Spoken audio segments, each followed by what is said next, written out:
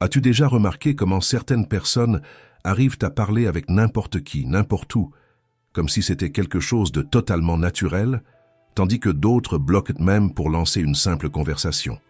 Ce n'est pas du charisme, ce n'est pas un talent secret, ce n'est pas un don.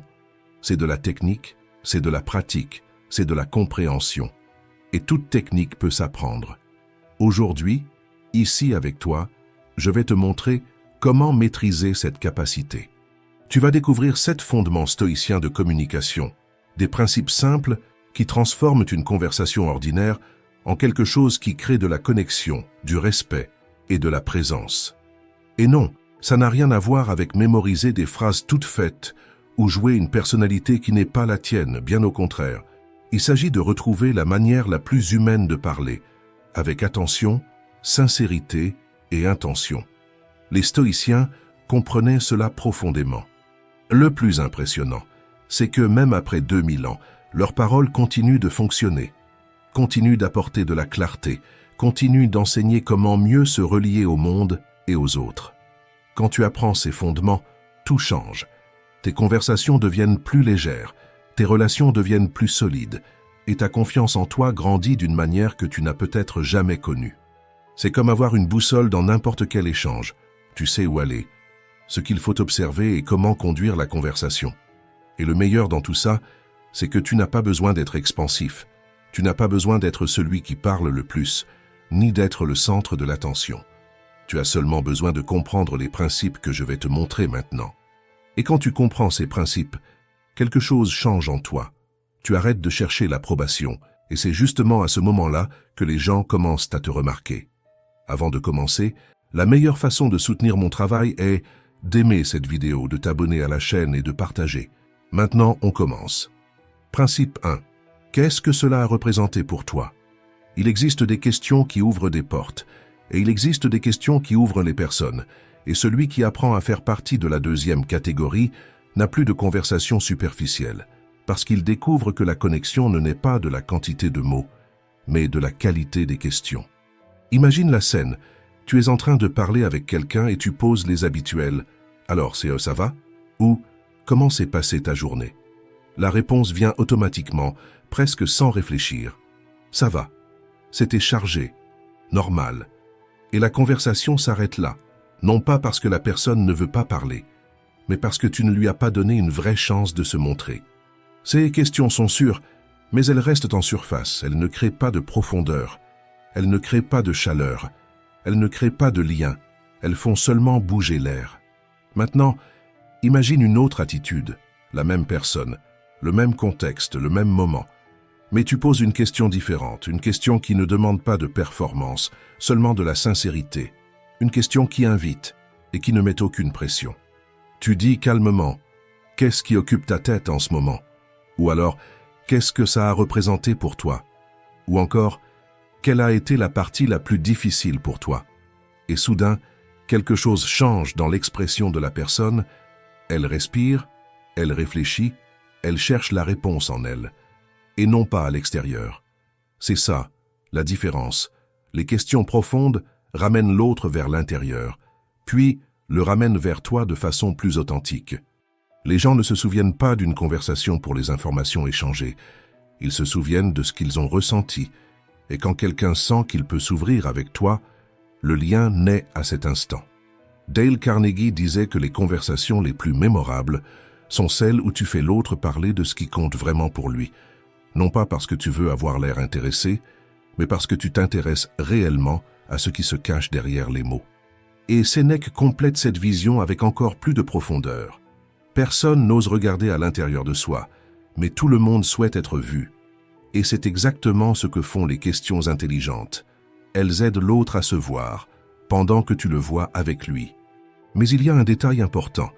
Les questions profondes ne sont pas des interrogatoires. Elles ne servent pas à enquêter ni à forcer une intimité. Elles servent à ouvrir un espace. Et l'espace est tout ce qu'une conversation demande pour s'épanouir. Quand tu demandes « Comment ça t'a touché ?» ou « Qu'est-ce que tu en as appris ?» Tu n'es pas en train d'envahir. Tu es en train de dire « Je peux t'accompagner de l'intérieur si tu veux bien m'y emmener. » Ce type de question demande du courage parce qu'il demande de la présence. et ils demandent que tu sois prêt à entendre des réponses sincères, brutes, humaines. Mais c'est justement pour cela qu'elles créent un type de connexion qui ne se défait pas. Les stoïciens disaient que la vraie sagesse naît quand nous apprenons à comprendre non seulement nos émotions, mais aussi celles des autres. Et les questions profondes sont des outils de compréhension, non pas parce qu'elles donnent les bonnes réponses, mais parce qu'elles révèlent des vérités qui étaient cachées. Au final, tu vas réaliser quelque chose de simple et de puissant. Les meilleures conversations de ta vie ne sont jamais nées de phrases toutes faites. Elles sont nées de questions qui ont demandé à l'autre de montrer un morceau de lui-même. Et quand une personne sent qu'elle peut montrer ce morceau sans peur, sans jugement et sans précipitation, elle se souvient de toi, avec une tendresse qui ne s'explique pas. Elle se ressent. Les questions qui ouvrent le cœur créent des liens invisibles. Et les liens invisibles sont les seuls qui durent vraiment. Principe 2. J'aimerais en savoir plus à ce sujet.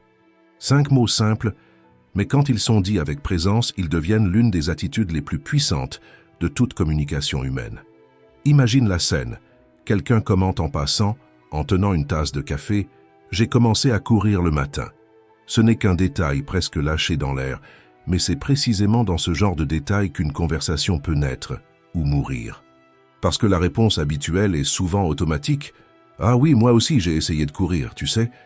D'ailleurs, j'ai même acheté une super paire de baskets. » Et quand tu te rends compte, tu es déjà en train de parler de ton application de course, de ton chrono, de tes performances, de ta routine, et la porte qu'elle avait ouverte se referme doucement, comme si tu avais traversé la conversation pour retourner dans ton propre monde, comme si tu avais quitté son univers pour retourner directement dans le tien. Ça ressemble à une conversation, ça ressemble à de l'enthousiasme, ça ressemble à de la connexion, mais ce n'est pas ça. C'est une compétition de projecteurs, c'est l'instinct de vouloir montrer quelque chose sur soi, c'est l'angoisse de remplir le silence avec sa propre histoire. L'autre personne t'offrait une petite fenêtre pour entrer dans son monde, mais au lieu de passer la fenêtre, tu as tiré le rideau et tu es revenu dans ton propre décor, et la conversation perd alors son éclat, sa profondeur, sa vérité. Maintenant, imagine une autre posture. Elle dit « J'ai commencé à courir le matin » et tu réponds simplement « J'aimerais en savoir plus là-dessus » et tu n'ajoutes rien, tu ne cherches pas à t'égaliser, tu ne cherches pas à avoir l'air compétent, tu ne transformes pas l'expérience d'autrui en tremplin vers la tienne. Ce n'est pas une phrase magique, c'est une attitude. C'est toi laissant de l'espace. C'est toi disant avec une vraie curiosité « Montre-moi ce qu'il y a là-dedans ». Tu ouvres simplement un terrain fertile pour que la conversation puisse s'épanouir. Parce qu'à cet instant précis, le centre de la conversation n'est pas toi. C'est le monde qu'elle vient de révéler, simplement, sans s'en rendre compte. Et ce type d'écoute n'est pas passive, elle est active, elle est mûre. C'est une forme d'attention qu'on ne voit pas tous les jours. Et c'est exactement là que la magie opère. Les gens passent leur vie entière à attendre quelqu'un qui les écoute vraiment. Quelqu'un qui veuille réellement comprendre ce qu'il y a derrière une phrase simple. Quelqu'un qui s'intéresse non pas au sujet, mais à la signification personnelle que ce sujet porte pour eux. Quand quelqu'un rencontre enfin cela, tout change. Le regard s'adoucit, le corps se détend, la voix devient plus vraie. Épictète disait « Nous avons 2 oreilles et une seule bouche pour écouter 2 fois plus que nous parlons ». Ce n'était pas une jolie métaphore, c'était une orientation pratique, une sagesse pour le quotidien.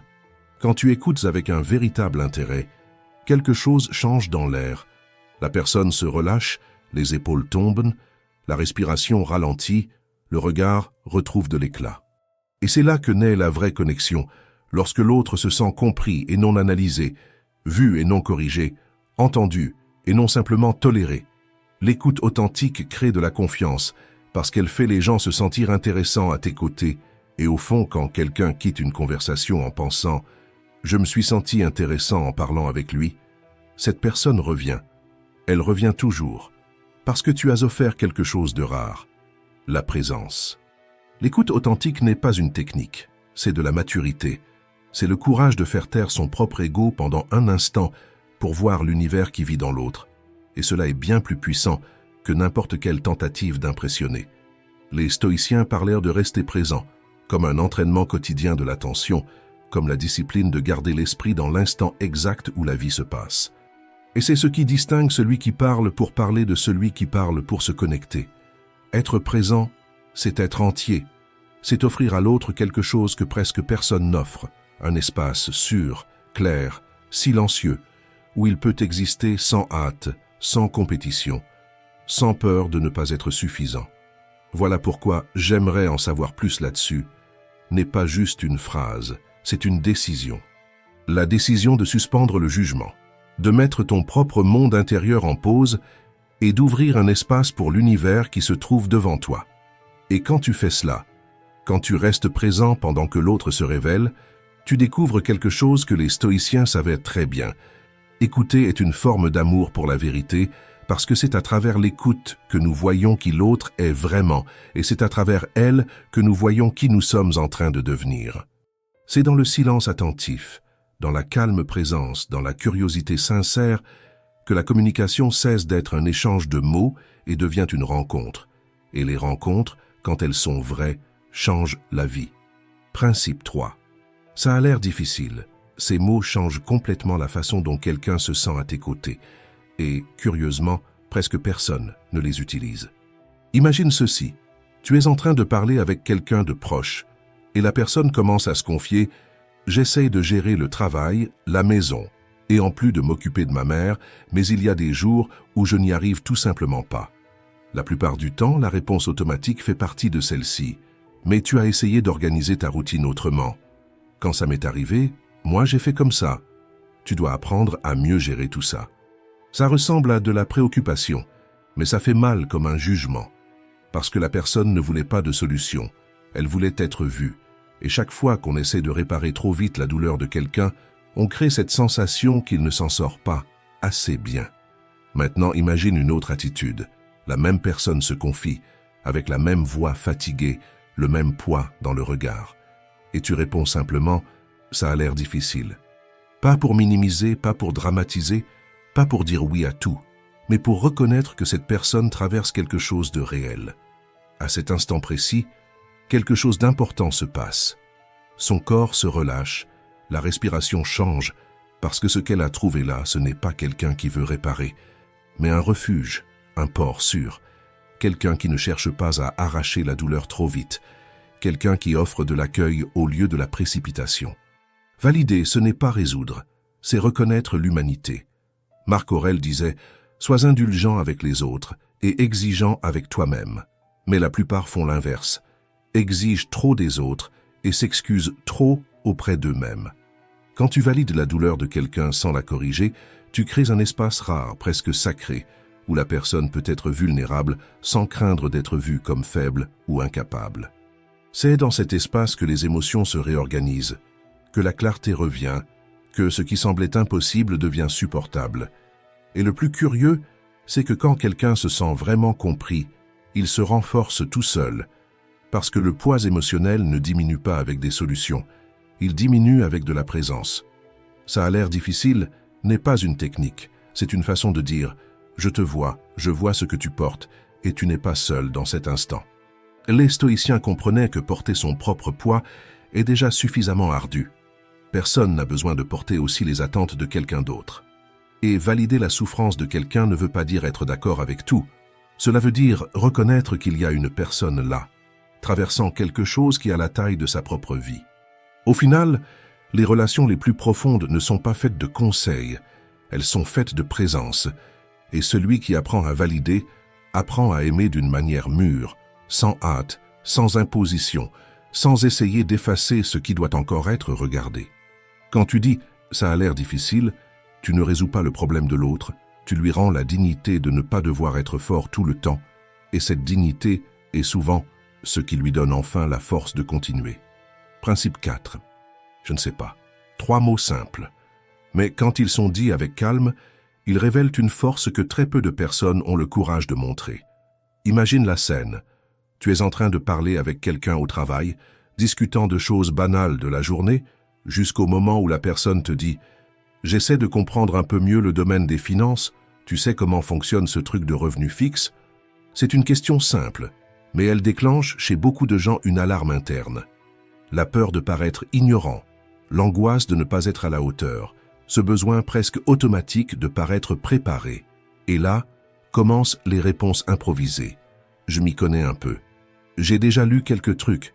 Je ne suis pas expert, mais pendant que la personne parle, tu sens le malaise monter, des phrases hésitantes, essayant de paraître sûres, des mots qui sonnent comme une explication, mais qui ne sont rien d'autre qu'une tentative de cacher la crainte. C'est comme si la personne se battait contre un silence qui semble trop dangereux pour être laissé exister. Mais maintenant, imagine une autre attitude. La même question. Tu sais comment ça marche? Et toi, tu réponds sans hésiter, sans te justifier, sans te sentir inférieur. Je ne sais pas. Juste ça. 2 mots simples, clairs, entiers. Ce n'est pas de l'abandon, ce n'est pas de la faiblesse. C'est de la présence. Et l'espace change immédiatement. L'autre se détend, le poids social disparaît, et la conversation cesse d'être une scène où chacun essaie de se prouver quelque chose. D'un coup, vous êtes sur le même niveau, et c'est exactement ça qui crée la confiance. Il y a des personnes que tu écoutes, et dès les premières phrases, tu sais qu'elles ne sont pas en train d'essayer de paraître quelque chose. Elles sont, simplement, et cette transparence les rend paradoxalement plus fortes que n'importe quelle tentative d'exhiber du savoir. Socrate disait « Tout ce que je sais, c'est que je ne sais rien ». Ça n'était pas un artifice rhétorique, c'était une forme de liberté, parce que celui qui admet ne pas savoir s'ouvre à l'apprentissage, tandis que celui qui doit constamment faire semblant reste prisonnier de sa propre image. Les stoïciens voyaient cette humilité non pas comme une soumission, mais comme de la lucidité. La lucidité de reconnaître que personne ne perd de valeur en admettant son ignorance. Au contraire, on gagne du respect. Parce que l'honnêteté transmet de la sécurité, et la sécurité crée du lien. Quand tu dis « je ne sais pas » avec présence, la personne en face sent qu'elle est devant quelqu'un de réel, pas quelqu'un qui essaie d'impressionner, pas quelqu'un qui cherche à dominer la conversation, mais quelqu'un qui est là, pleinement, consciemment, sincèrement. Et, dans ce type d'échange, apparaît un terrain fertile pour apprendre, poser des questions, explorer. Le dialogue devient léger, humain, authentique, et la relation grandit sans effort.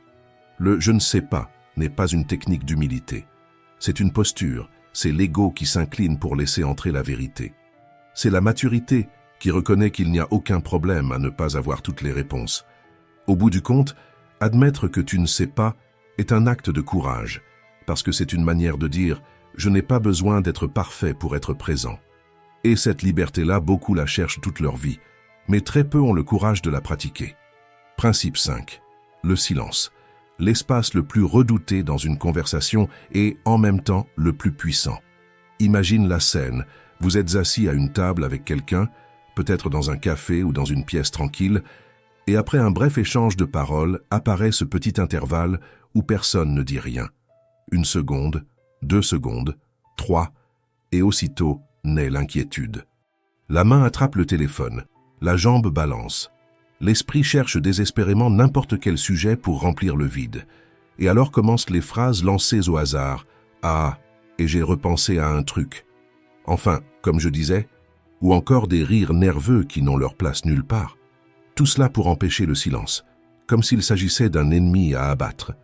Mais imaginez maintenant une autre attitude. La même table, la même pause, le même intervalle entre une phrase et la suivante. Et, au lieu de vous précipiter pour combler l'espace, vous restez simplement là, vous respirez, et vous demeurez présent. Vous ne fuyez pas, vous ne cherchez pas des mots pressés, vous n'essayez pas de recoudre des pensées qui ne sont même pas encore nées. Vous reposez simplement un instant dans l'espace qui existe entre une phrase et une autre. Et soudain, le silence cesse d'être un malaise et devient présence. Et l'autre personne le sent, parce qu'il y a quelque chose de profondément humain dans le fait d'être proche de quelqu'un qui ne craint pas le vide, qui n'a pas besoin de bruit pour se sentir exister, qui arrive à soutenir le moment sans s'y perdre. Le silence révèle une force discrète, la force de celui qui n'a rien à prouver, la force de celui qui est en paix avec lui-même, de celui qui ne passe pas son temps à lutter contre sa propre tête.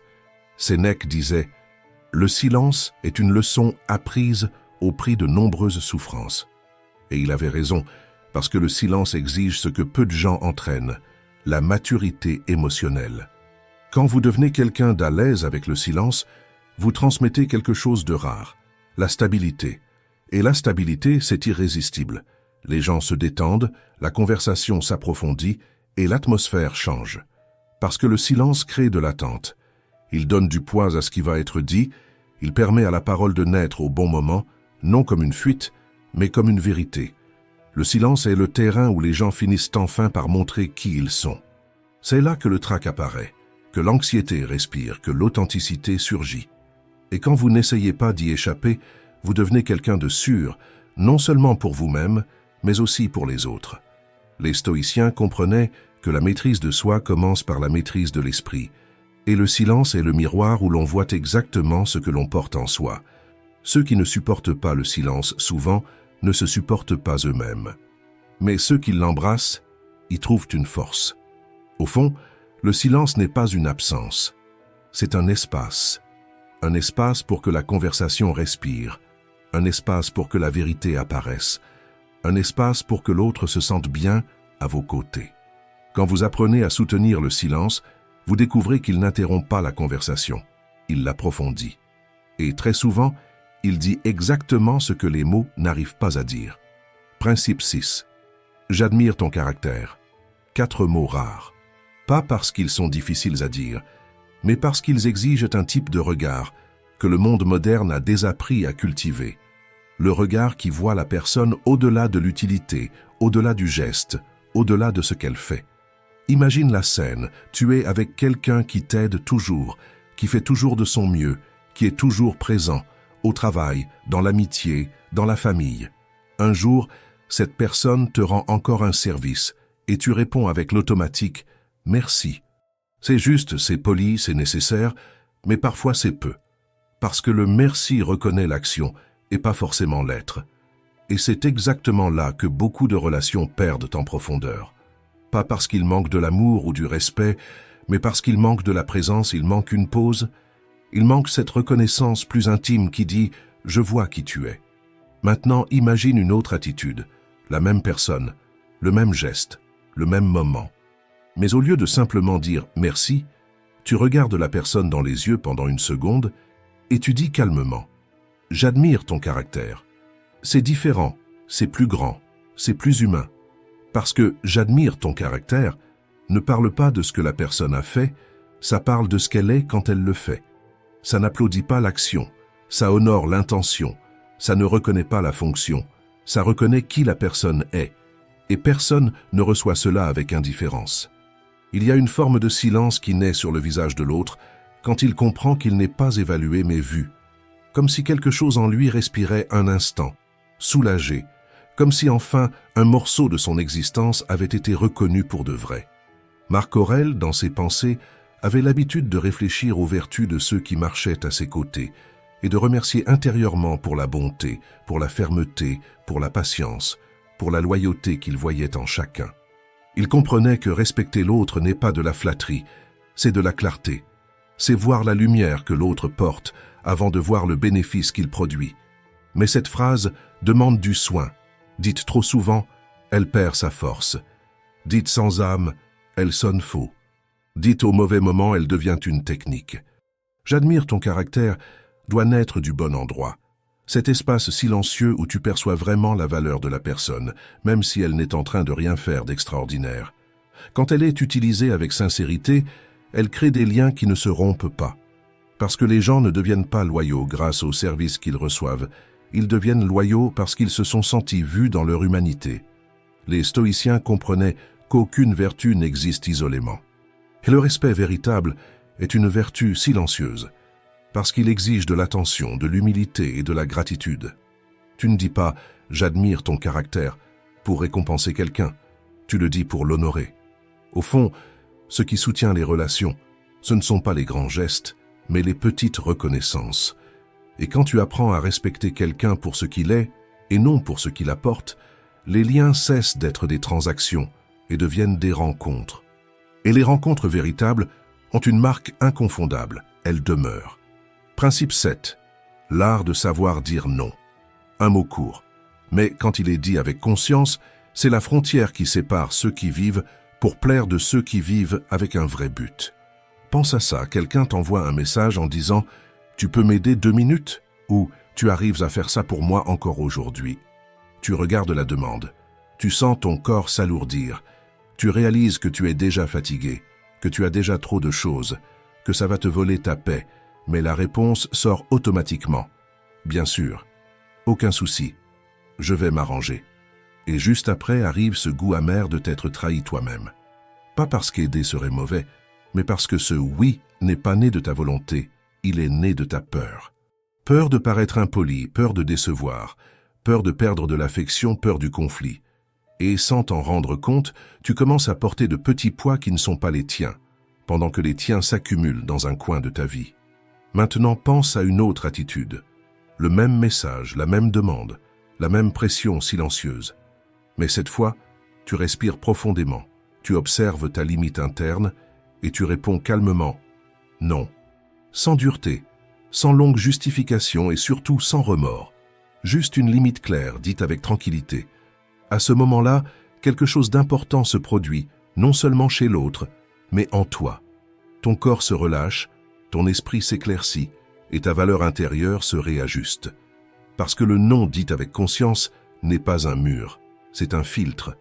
Il éloigne ce qui n'a pas de sens et préserve ce qui compte. Il cesse de favoriser ceux qui veulent seulement ta disponibilité et attire ceux qui respectent ton espace. Les stoïciens ont toujours enseigné que la maîtrise de soi, c'est dire non à ce qui affaiblit ton intégrité intérieure. Et Marc Aurèle insistait, si quelque chose n'est pas nécessaire, ne le fais pas. Simple, direct et profond. Mais le monde moderne a créé l'illusion que dire non est un acte d'égoïsme.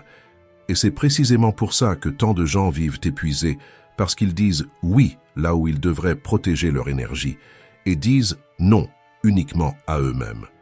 La vérité, c'est que tu n'es pas fait pour être accessible tout le temps. Tu es fait pour être entier, et personne ne peut rester entier lorsqu'il est dissous dans des engagements qu'il n'a pas choisis. Le non crée du respect, non pas parce qu'il limite l'autre, mais parce qu'il te renforce. Les gens commencent à comprendre que ton oui a de la valeur, a du poids, a une intention, parce qu'il n'est pas automatique, pas compulsif, pas guidé par la peur. Et c'est frappant comme tout change lorsque tu apprends à dire non. Tu termines tes journées avec dignité, pas avec regret. Tu choisis avec plus de clarté. Tu te traites avec plus de sérieux. Tu te vois comme quelqu'un qui mérite la paix, pas seulement la productivité. Le non est une forme d'amour-propre que peu de gens ont le courage de pratiquer. C'est la voix mature qui dit « je respecte ma limite ». Et celui qui se respecte apprend au monde entier à le respecter aussi. Dire non n'éloigne pas les bonnes personnes, ça éloigne seulement les mauvaises. Et ça protège la partie la plus précieuse de toi, ta présence. La communication ne dépend pas des mots, elle dépend de la conscience. Tu peux avoir du vocabulaire, des histoires, des techniques, des expériences, mais rien de tout cela ne touche quelqu'un si ton esprit n'est pas présent. Les stoïciens comprenaient que la véritable influence naît du caractère, pas de la performance, naît de l'attention, pas de l'effort, naît du silence intérieur, pas de la précipitation à remplir le monde de bruit. Et c'est exactement ce que font ces 7 principes. Ils ne te transforment pas en quelqu'un de plus bavard, mais en quelqu'un de plus humain. Ils ne t'enseignent pas à contrôler la conversation, mais à laisser de l'espace pour qu'elle respire. Ils ne te rendent pas plus intéressant, ils te rendent plus entier. Et c'est ça qui attire. Parce que quand tu écoutes avec sincérité, les gens ont confiance. Quand tu assumes tes limites, ils se détendent. Quand tu reconnais la douleur, ils s'ouvrent. Quand tu soutiens le silence, ils se reposent. Quand tu apprécies vraiment, ils s'épanouissent. Quand tu dis non avec calme, ils te respectent. Et quand tu poses des questions qui ouvrent le cœur, ils se révèlent. Rien de tout ça n'est du faux semblant ou de la manipulation. C'est en réalité de la maturité, de la présence, ce genre rare d'attitude qui ne réclame aucun applaudissement, mais qui transforme l'atmosphère de n'importe quel endroit où tu entres. Les stoïciens ont toujours enseigné que la grandeur consiste à retirer ce qui est inutile, et c'est peut-être la plus grande leçon. Tu n'as pas besoin d'être extraordinaire pour créer une connexion, tu as juste besoin d'être entier. Quand tu fais taire ton ego, quand tu abandonnes la précipitation à prouver quelque chose, quand tu choisis d'écouter avant de parler, quand tu offres ton attention avant ton opinion, quelque chose change autour de toi. Les gens commencent à venir vers toi, non pas parce que tu parles bien, mais parce qu'à tes côtés, ils se sentent meilleurs. Et c'est ça qui construit des liens solides, des conversations profondes, des relations vraies. Ce n'est pas un talent, ni du charisme, ni un don. C'est la pratique quotidienne de rester présent avec toi-même, avec l'autre, avec la vie. Alors dis-moi dans les commentaires, lequel des 7 principes vas-tu pratiquer aujourd'hui?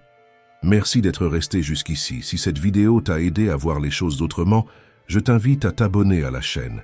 Ici, nous continuons ensemble à réfléchir, à grandir et à construire une force intérieure.